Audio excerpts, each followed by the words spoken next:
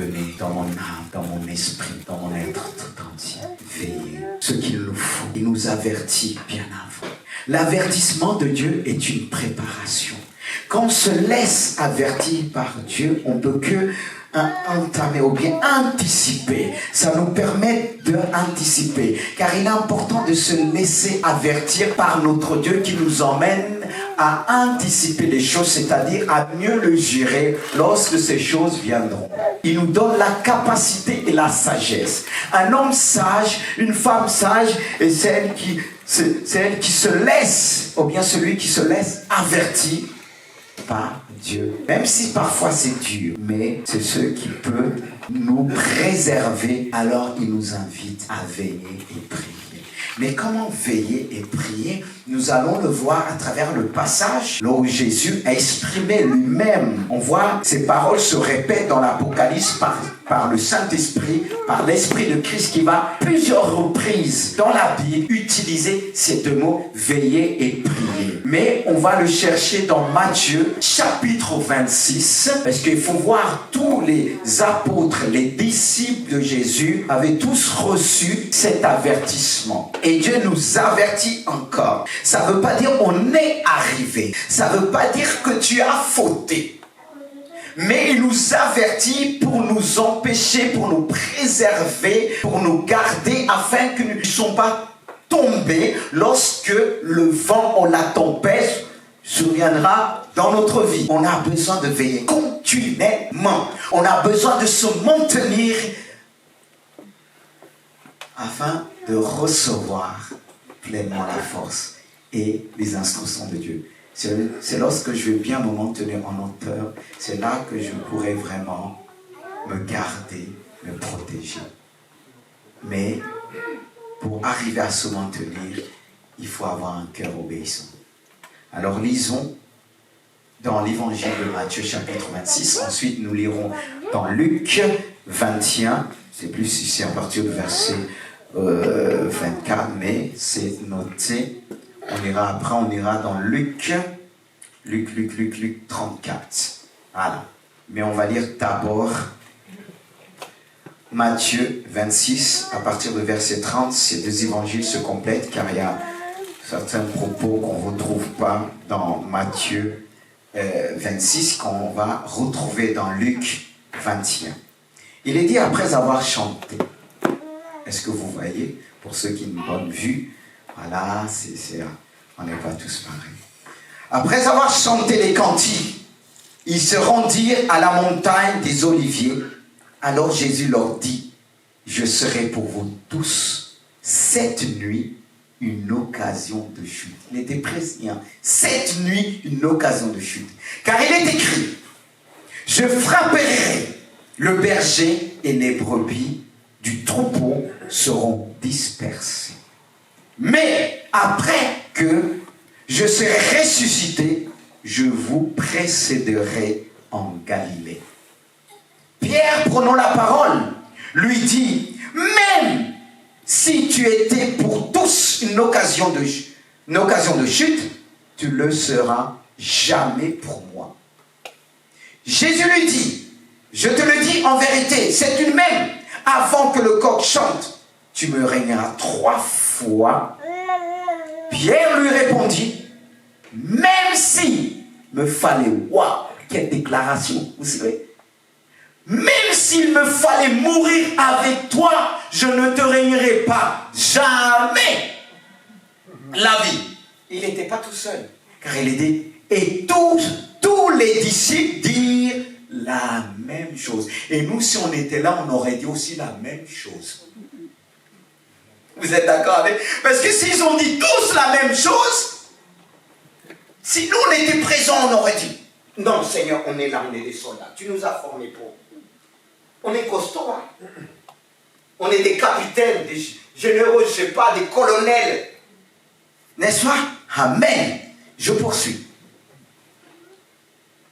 Là-dessus, Jésus alla avec eux dans le lieu appelé Gethsémane. Et il dit aux disciples, asseyez-vous ici, pendant que je m'éloignerai pour prier.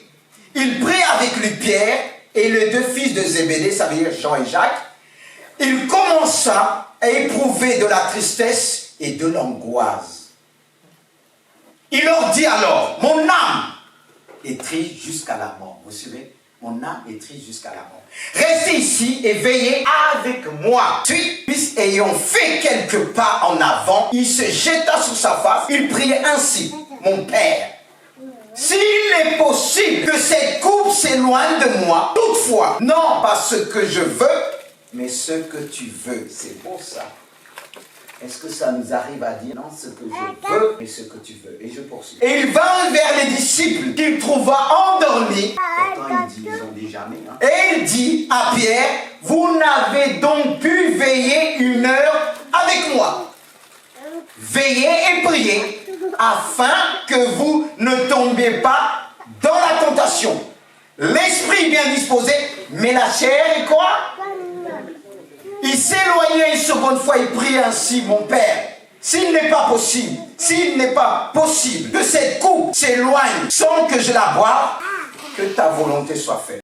Il revint et il trouva encore endormis, car leurs yeux étaient apaisantis. Il dit, il les quitta, il s'éloigna, il pria pour la 3e fois, répétant les mêmes prières. Puis il alla vers ses disciples, il leur dit, vous dormez maintenant et vous vous reposez. Voici l'heure est proche, et le Fils de l'homme est livré en main des pécheurs. Est-ce qu'il y a tous les moments qu'on doit dormir et se reposer? C'est pas ce moment-là, c'est qu'il faut combattre. C'était pas le moment qui devait se reposer. Allons au verset avant de commenter davantage. Dans Luc 21, verset 34. Il est dit, prenez garde à vous-même de craindre que vos cœurs, écoutez, ne s'apaisantissent. Par quoi? Là, ils étaient fatigués. C'était le sommeil. Il n'y a pas que ça qui peut nous fatiguer. Il n'y a pas que ça qui peut nous endormir. Mais là, il va dire, prenez garde à vous, même de craindre que vos cœurs ne s'apaisantissent par les excès de quoi? Du manger de quoi? Et par souci de la vie. Et que ce jour ne vienne sur vous à l'improviste. Juste une parenthèse. Si on ne veille pas les moments de fête, vous suivez? C'est des moments de fête qu'il y a beaucoup d'absence. Si c'était un seul jour, on comprend, les gens peuvent partir. Mais parfois pour rattraper les gens parce qu'ils sont endormis, apaisantis par l'excès de quoi? Et Jésus parfois n'est plus la priorité. Je poursuis. Il y a le temps pour comprendre. Parce que pourquoi je voulais m'arrêter? Parce qu'on peut oublier après. Il est dit au verset 35, car il viendra comme un filet sur tous ceux qui habitent sur la surface de toute la terre. Et au verset 36, on trouve les 2 mots.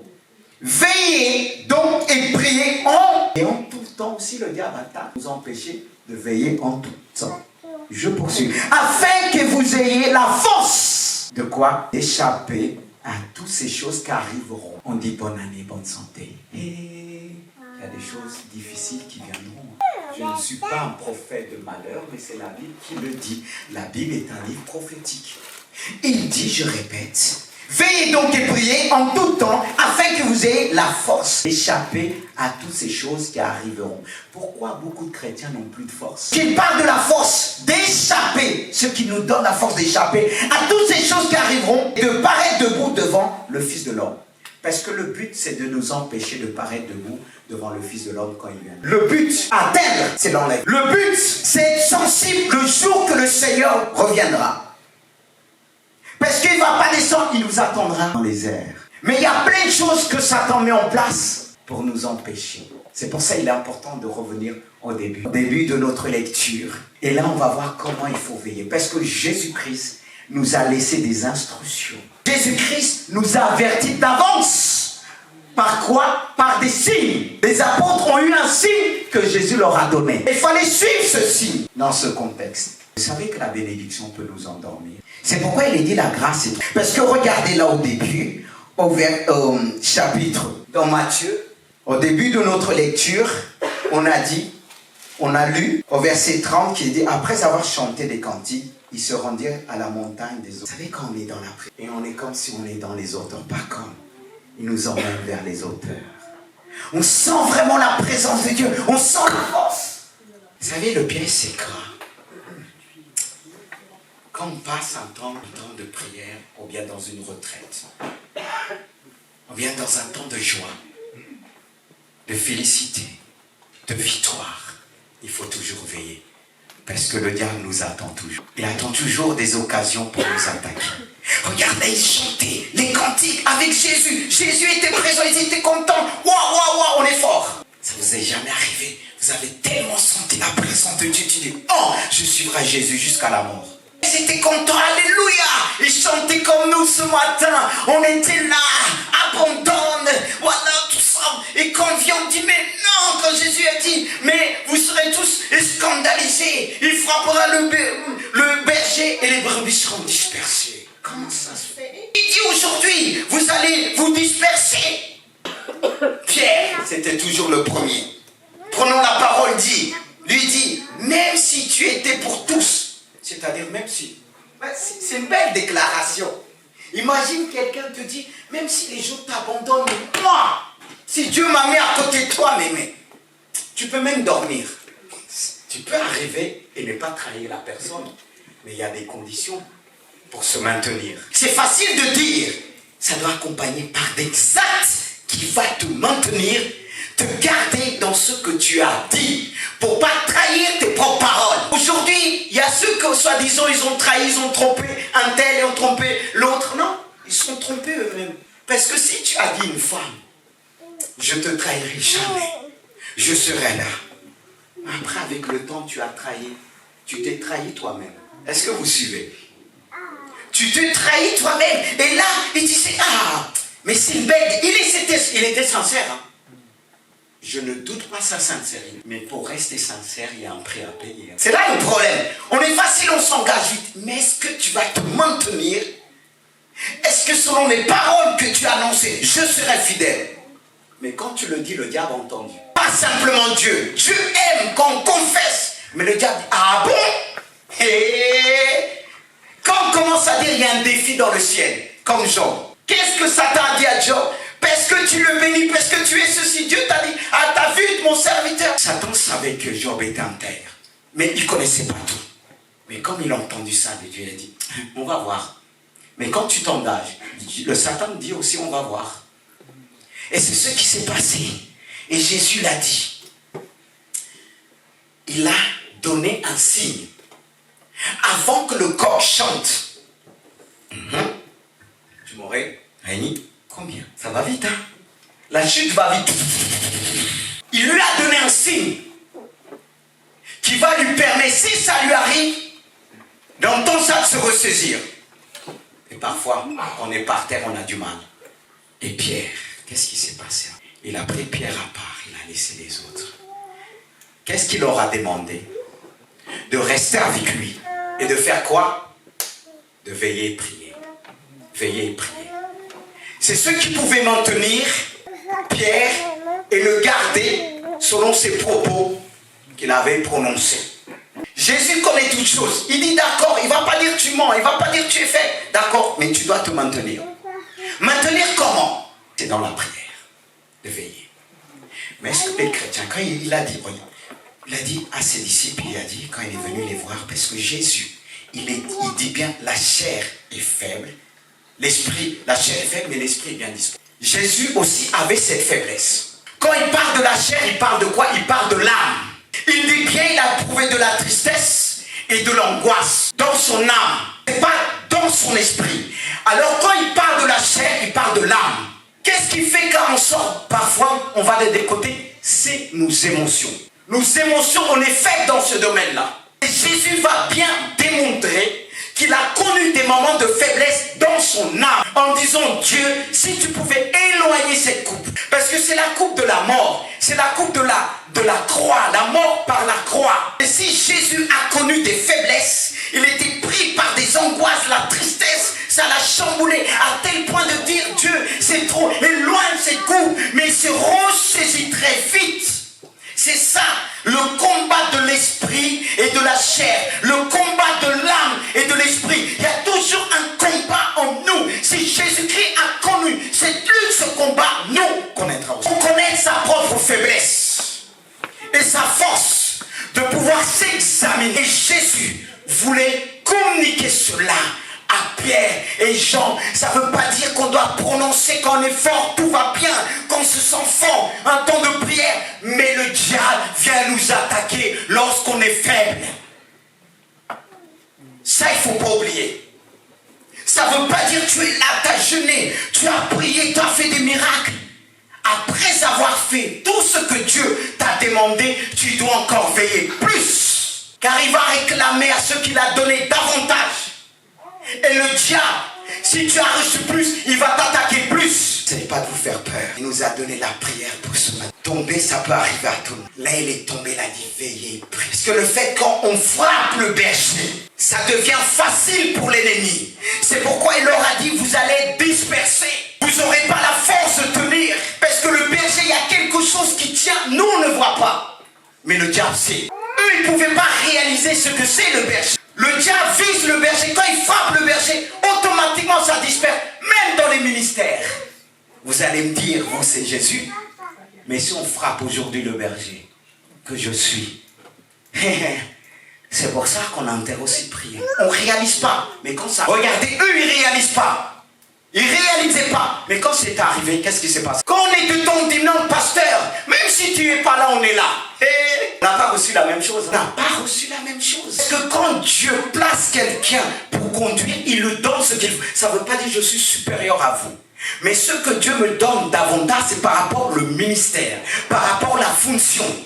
Et quand il y a la fonction qui maintient, parce que regardez, Moïse, Aaron et Hur, et Josué qui était dans le camp pour combattre. Josué était un bon guerrier. Mais quand Moïse se fatiguait, qu'est-ce qui se passait? Est-ce que Josué avait vu? Josué, dans la bataille, il ne comprenait pas. Il était en train de perdre. Mais c'était Moïse se fatiguait. Et heureusement, les autres ont compris. Il n'avait pas besoin de leur dire ce qu'il fallait faire. Ils ont pris une pierre. Il dit, assis-toi. Parce que toi, on a besoin d'arranger les choses. Parce que si tu es fatigué, on va tous tomber. Ils ont aménagé. Ils ont dit, assis-toi. Un tenu, c'est pas pour rien. Ce qui a trompé Pierre, c'est de dire ils sont forts. Oh non, non. Ceux qui nous trompent de fond disent, et nous c'est Jésus, hein. Le pasteur peut tomber, à continuer, mais attention, ça a déstabilisé. Peut-être toi, ça ne va pas te déstabiliser, mais le frère que tu aimes bien, qui est fragile, ça va le déstabiliser et ça finira par te déstabiliser. Oh Seigneur. C'est pour ça que nous ne réussissons jamais, même si on a quelqu'un qui tourne, qui a des responsabilités, même le chrétien le plus jeune, le plus faible dans la foi, on ne va pas. C'est pour ça que quand Dieu nous parle, il faut bien écouter. On est pressé de... Vous savez, il y a ceux que vous allez leur dire des trucs, ils vont vous montrer, ils ont compris. Pierre était un peu... C'était le premier, tu dis oui, réfléchis. Surtout quand Dieu nous parle, il faut réfléchir, aller en profondeur et comprendre. Il connaît tout. Dieu n'est pas un perroquet pour se répéter. Parfois, il te dit un mot, tu dis, j'ai pas compris. Il ne revient pas. Quand Jésus disait des paraboles, ils sont approchés. Quand Dieu te dit quelque chose aujourd'hui, ça ne veut pas dire qu'il va te donner la réponse aujourd'hui. Il t'a dit juste que tu dois chercher. Il y a des choses que tu vas trouver la réponse tout de suite. Et c'est ça le problème. On est pressé aujourd'hui. Parce que veiller demande un temps, une patience. Parce que si je ne suis pas patient, je vais tomber vite fait. Je vais répondre vite fait. Et je vais répondre à côté. Parce que si le maître te dit veille, il te dit cette nuit. Il le dit bien, cette nuit. Parfois, on n'a pas toujours du temps. Il peut te parler tout de suite, il te dit maintenant. Mais il y avait la solution. Reste ici. Vous savez, quand ils chantaient, ils étaient forts. Mais le moment de prière, c'est là qu'on voit dans l'église, quand il s'agit de prier, surtout de prier la nuit. Là, quand ils chantaient, ils finissaient de chanter, tout le monde était là, il dit, ah non, on était là depuis longtemps avec toi. On va te laisser, tu as fait des miracles, tu as fait ceci, tu as fait... Moi, non. Même dans le couple, bien-aimé de Dieu, si on ne se maintient pas dans la prière, ça peut arriver qu'on laisse l'autre. Tout simplement. Dans l'amitié. Dans tous les domaines. Si on veut maintenir notre amitié dans le Seigneur, on doit se maintenir. On doit veiller. Parce que le diable, il va tout faire pour diviser, pour séparer. Jésus est venu. Regardez Jésus dans son... Jésus avait besoin de... Vous pensez que Jésus n'est pas triste? Quand il nous demande de prier, on dort. Quand il nous demande quelque chose, on dit oui en parole. Mais quand vient le moment d'être présent avec lui, qu'on n'est pas là, qui, comme il est dit dans Luc, de prendre garde, de ne pas se laisser détourner par le manger, le boire. Parce qu'aujourd'hui, les gens pensent de plus en plus manger, boire, être en famille, des petits trucs, ils oublient Dieu. Combien de chrétiens n'ont pas mis la priorité à Dieu? Parce que là, c'est un homme qui vous parle, vous dites, oh, ça c'est l'homme, c'est normal. Vous savez, prenons l'habitude. Je parle de le dernier mois. Dieu a fait tout aussi faire tomber. Et on remarque toujours quand il y a des périodes particulières qui arrivent, c'est là que les chrétiens se relâchent la foi. Mais quand il est dit, permettez-moi de reprendre Luc 21. C'est Luc 21 combien? Oui, il dit, prenez garde à vous-même de craindre que vos cœurs ne s'appesantissent. Là, il ne parle pas d'une fatigue physique, comme on a vu par rapport, mais le cœur. C'est pourquoi la Bible nous demande de veiller sur notre cœur. Par l'excès du manger, du boire, par les soucis de la vie. Regardez, manger, boire et les soucis de la vie. On peut rester à cause des soucis de la vie. Les soucis de la vie. Ça ne veut pas dire qu'on a des soucis, c'est un péché. Le fait d'être vraiment penché sur ces soucis, c'est pour ça qu'Hébreu nous dit de rejeter les fardeaux. Parce qu'il y a tellement de personnes qui ont des soucis. Quand tu leur dis venez à l'église, ils vont régler leurs soucis. Tes soucis, il y a des soucis tu peux régler, mais des problèmes que tu as qui te dépassent, viens vers Jésus. Le problème, beaucoup resteront. Je ne parle pas du péché. Parce qu'il dit bien, pas le manger, le boire, mais les soucis de la vie. C'est ce qui nous tient davantage. C'est ce qui nous prend davantage les soucis de la vie. Mais il faut savoir les gérer. Aujourd'hui, l'église a du mal à se remplir à cause de chacun pour soi. Quand on parle à des chrétiens, on croit que certains, c'est eux qui ont plus de soucis. On voulait parler de « Ah, pasteur, si tu savais ». Le pasteur a connu plus que toi. Parce que pour être responsable à la tête, le diable vise aussi. Mais on a appris à gérer. On a appris à se maintenir. Et la prière nous maintient. Je disais l'autre jour, Dieu me disait ceci. Beaucoup seront balayés. Beaucoup seront balayés. Regardez le Covid. Parce qu'ils n'avaient pas une vie de prière. Ils ne veillaient pas. Après, quand vous les voyez, c'est la faute du pasteur. C'est la faute de l'église, il n'y a pas d'amour.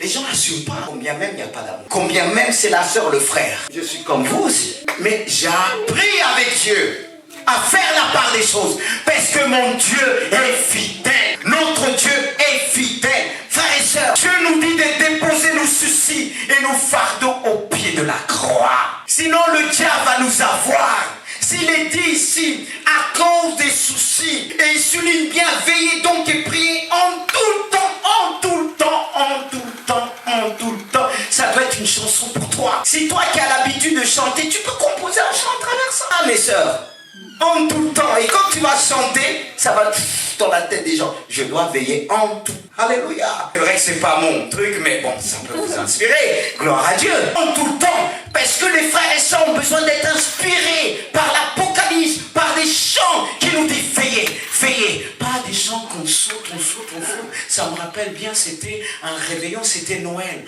On m'avait invité, quelqu'un de la famille, il nous a invités, dit viens, ma tante aussi qui est chrétien, viens, viens. Il y avait du monde. Et c'était la fête, c'était Noël. C'était Noël. Mais je me disais aussi, ils ont besoin de manger là. Et moi, ils m'ont invité. Quand j'ai parlé de Dieu, et il faut parler, hein. Quand il parlait, qu'on nous donne l'occasion, il faut parler. J'ai tellement parlé que la fête a été. N'est-ce pas, ils m'ont donné l'occasion. J'ai mangé, je suis parti dormir. Toi, t'as dit ça et tu nous as laissé. Et même, il venait mettre la musique. Et il a lutté. Parce que ça a cogité 1000 fois dans la tête. Et j'ai dit, alléluia. Moi, je suis pas resté, j'ai fait mon travail. Manger, partir au lit, prier le mon Seigneur. Alléluia. J'ai dit, moi, je n'étais pas dedans. Frères et sœurs, mais nous, quand ça nous arrive, les moments de fête, frères et sœurs, je ne sais pas qui a fait tout. Si je te regarde, ne dis pas, quelqu'un lui a dit, personne m'a dit. D'accord, Dieu peut révéler les choses, mais je ne demande même pas Dieu me révéler, sa parole suffit. Parfois, on oublie qu'on est chrétien. Si Dieu venait ce moment, si Jésus, qu'est-ce qu'il nous dit? Regardez, je vais lire. Je ne vais pas vous retenir longtemps, parce que bon, le Saint-Esprit est là. Pour rappeler, il dit, veillez donc et priez en tout temps, afin que vous ayez la force d'échapper à toutes ces choses qui arriveront et de paraître debout devant le Fils de l'homme. Et de paraître debout. Si ce jour arrive, l'excès de table, l'excès de manger, pasteur, tu comprends, je vois pas ma famille toujours, hein. Pour une fois, on t'a pas demandé de déborder. Moi, je vais vous dire une chose, la famille, c'est le jour que je travaille pour Seigneur, même quand j'étais pas pasteur. Parce que le diable, il est très, je dirais pas malin, oui, intelligent aussi, tout est mélangé, d'envoyer les gens chez toi. Le moment que tu te prépares pour le Seigneur, leur programme, et quelqu'un va dire juste une fois. Si c'était juste une fois, le Seigneur venait, tu faisais quoi? Tu aurais fait quoi? Est-ce que c'est tous les jours dimanche chez toi, ici? Avec Dieu, on ne perd jamais. Combien de fois tu venais, on t'a téléphoné, t'as annulé ton culte? Est-ce qu'ils annulent? Est-ce que Dieu leur demande, tu débarques chez eux? Est-ce qu'ils annulent? Mais soyons honnêtes, pourquoi on annule nous? Les chrétiens aujourd'hui, on est légers et on croit aller au ciel comme ça. Et vous allez me dire c'est dur, mais le Saint-Esprit nous aide à se maintenir. Lorsque je vais prier, on a besoin de prier, mes frères et sœurs. Plus passer du temps dans la prière. Quand Jésus va leur dire, vous n'avez pas pu prier 1 heure, c'est le minimum.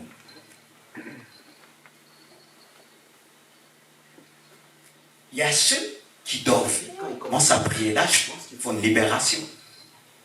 Parce que devant la télé et autres, on ne dort pas facilement. Mais quand il s'agit de prier, je n'ai pas l'habitude. Mets-toi à genoux, le Saint-Esprit va t'aider. Et mets-toi devant la louange des chants de Dieu que tu aimes bien chanter ici. Et tu verras. Alors quand tu pries aussi, tu penses à Dominique, tu penses à Marc, tu penses à Patrice. Quand ils sont dans la louange, tu penses à Jérémie. Ça va te... Oh, tu penses à l'église. Oh, tu penses aux prédications du pasteur. Dieu l'avait inspiré. Et ça va te réveiller. Mais toi, tu penses à les gens qui sont dans la fête, qui ne connaissent pas Dieu. Et tu vois ces leurs paroles. Tu risques de rester. Tu risques de rester. Et pourtant, tu te présentes et dis, oh Dieu, j'ai pas péché, j'ai juste mangé. Mais manger là, ça t'est bouché les oreilles. Oh, peuple de Dieu. Et vous croyez que l'ennemi, pour mieux nous attaquer, il attend le moment qu'on dit, ah, relaxation, je me relâche et tout ça. Il y a ceux pendant les vacances, c'est des bons chrétiens, mais pendant les vacances, il dit je suis en vacances.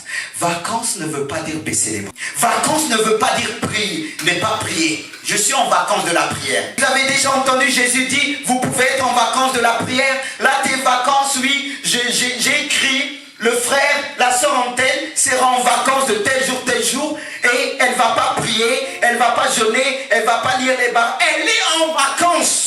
Mais tu crois que Satan prend des vacances? Tu crois que ces démons prennent des vacances? Tu crois que c'est... Lui, il donne des coups de pied à ses sorciers, excusez-moi du terme. Sans relâche, il les pousse à travailler même la nuit. Et s'il les embauchait plus pour travailler la nuit. Et Dieu, deux fois, te réveille, tu dis, Seigneur, je suis trop fatigué. Oh, j'ai bien mangé, j'ai bien bu. Je ne te dis pas ivre, tu n'étais pas ivre, mais... Des fois, qu'on mange bien pour prier, c'est dur. Hein? Quand tu vas ouvrir la bouche, là, parfois la nourriture qui remonte, Dieu parle. C'est pour ça qu'on a besoin de jeûner pour évacuer tout ça. Moi, je dis, les jours vont arriver, tout ce qui m'a empêché. J'étais là, tu vois, à peine tu prends un truc, boum, boum, boum, boum. La nourriture, on ne sait plus qu'est-ce qu'il met dans la mule. Tu manges un peu, si tu t'es gonflé partout. Imagine encore, tu prends excès, t'es plus que gonflé. Jeûner, c'est bon. Quelqu'un qui va me dire, oh, j'ai pas l'habitude. Est-ce que moi, on m'a appris à jeûner? C'est la Bible qui m'a appris à jeûner.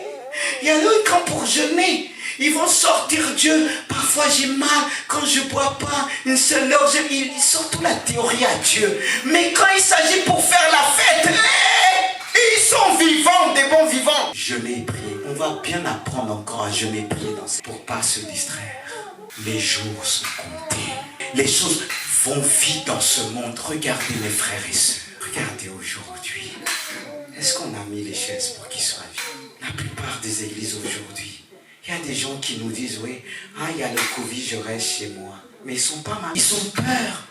Pourquoi la peur? Parce qu'ils ne veillent pas. Jésus a connu l'angoisse. Il a connu, quand on parle de l'angoisse, on peut parler de la peur. Il a connu ça. Si Jésus n'avait pas une vie de prière, une consécration avec Dieu, on ne sera pas là aujourd'hui. Tu dois avoir une vie de prière, pas que pour toi, mais pour tes enfants. Il y a des délivrances qui sont pères, qu'on passe toute nuit devant Dieu. Je l'ai vécu. Même quand on est fatigué, là ils étaient fatigués, il les a dit veiller. Et nous on va dire, je suis fatigué. D'accord, on peut dire, mais Dieu va dire, t'es fatigué, mais il est celui qui renouvelle. Le problème des chrétiens, je vais vous dire aujourd'hui, quand ils essaient un remède, et Dieu leur demande là, tu vas te tenir telle heure, ou bien tu vas faire une offrande, tu vas donner, on n'est pas prêt à le faire. On veut la facilité. Je vais vous poser une question. Ceux qui sont chrétiens de longue date. Je suis là pas pour juger. Ça paraît comme un jour, pas du tout. La sœur a dit non. Est-ce que tu as déjà prié toute une nuit? Ça fait longtemps. Toute une nuit. Non, je dis toute la nuit. Jésus dans Luc 6, verset 12. Pour faire le choix pour ses disciples, il a prié toute une nuit. Pourtant, c'est notre roi. Il y a des victoires que tu n'obtiendras jamais si tu ne pries pas toute la nuit.